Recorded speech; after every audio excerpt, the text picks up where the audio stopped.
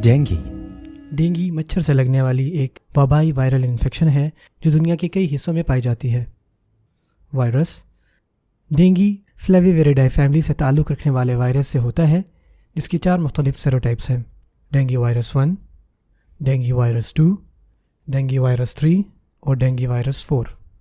Dengue infection سے صحتیابی صرف انہی سیروٹائپ سے ملتی ہے، اور ضروری ہے کہ ہمیں ان کی معلومات پتہ ہوں۔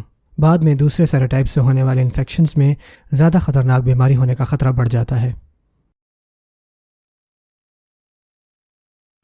ٹرانسمیشن: وائرس مچھر کے کاٹنے سے پھیلتا ہے، زیادہ تر ایڈیز ایجپٹی اور کسی حد تک ایڈیز البوپکٹس سے بھی۔ یہاں اہم بات یہ ہے کہ یہی مچھر دوسری بیماریوں کو بھی پھیلانے میں شامل ہیں، جیسے کہ چکن گنیا اور زیکا۔ کسی متاثرہ شخص کو کاٹنے سے مچھر انفیکشس ہو جاتا ہے، پھر یہ ڈینگی وائرس کو دوسرے انسان میں انجیکٹ کر دیتا ہے۔ ڈینگی ایک مریض سے دوسرے میں ڈائریکٹ منتقل نہیں ہوتا ہے۔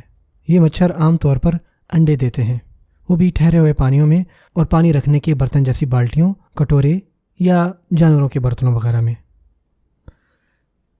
انسان کو کاٹنے کے بعد ڈینگی کا انکیوبیشن پیریڈ 4 سے 10 دن کا ہوتا ہے۔ علامات: ڈینگی مریضوں میں مختلف علامات کی وجہ بنتا ہے۔ سب کلینکل ڈیزیز، جس میں مریض کو انفیکشن کا پتہ نہیں ہوتا سے لے کر سیویئر انفیکشن تک، جیسے فلو لائک سمٹمز، ڈینگی کی علامات میں شامل ہیں۔ 40 سینٹی گریڈ یا 104 فارنہائٹ کے تیز بخار کے ساتھ متلی، الٹی جو عام طور پر غیر متوازن ہوتی ہے، ریش، درد اور تکلیف خاص کر آنکھ کے پیچھے کے حصے جو ریٹرو اوربیٹل پین کہلاتا ہے، شدید سر درد، پٹھوں اور جوڑوں میں درد۔ مائلڈ انکاؤنٹر کی صورت میں مریض 1 ہفتے میں صحت یاب ہو جاتا ہے، جبکہ بعض صورتوں میں یہ علامات جان لیوا حد تک خراب ہو جاتی ہیں۔ خون کی رگیں متاثر ہو کر لیک کرنے لگتی ہیں، خون میں کلوٹ بنانے والے پلیٹلیٹس کی تعداد کم ہو جاتی ہے، جس کی وجہ سے مریض سے خون نکلنے کا خطرہ بڑھ جاتا ہے۔ یہ کنڈیشن سیویئر ڈینگی یا ڈینگی ہیموراجک فیور کی ہے۔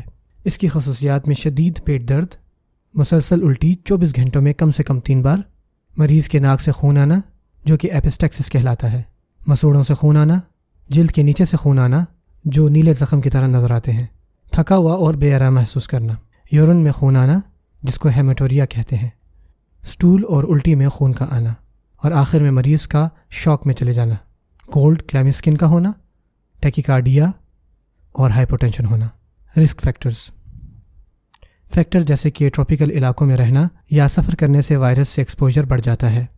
زیادہ خطرے والے علاقوں میں شامل ہیں جنوبی مشرقی ایشیا، مغربی پیسیفک آئلینڈ، لیٹن امریکہ اور کیریبین۔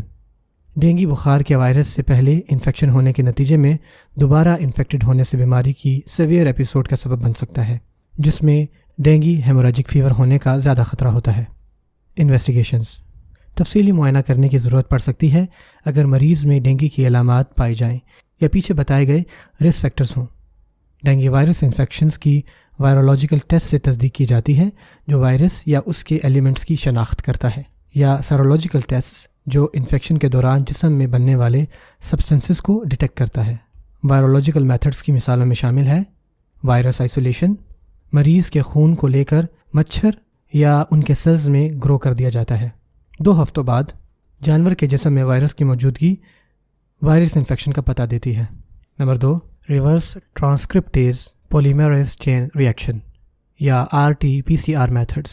اس کا مقصد انزائمز کے استعمال سے سیورل سائیکل ٹائمز تک وائرل RNA کو ملٹیپلائی کرنا جب تک اس کی تشخیص نہ ہو جائے۔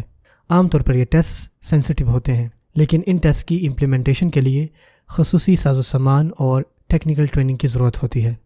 سیرولوجیکل میتھڈز کی مثالوں میں شامل ہیں NS1 ڈیٹیکشن۔ NS1 ایک پروٹین ہے جو ڈینگی وائرس سے متاثرہ سیلز میں پروڈیوس ہوتی ہے۔ Number 2، enzyme linked immunosorbent assays. یہ وائرسز سے لڑنے کے لیے جسم میں بننے والے اینٹی باڈیز کو ڈیٹیکٹ کرتا ہے۔ اگلے حصے میں ہم اس کے علاج، ویکسینز اور کس طرح ڈینگی انفیکشن سے بچا جا سکتا ہے اس پر بات کریں گے۔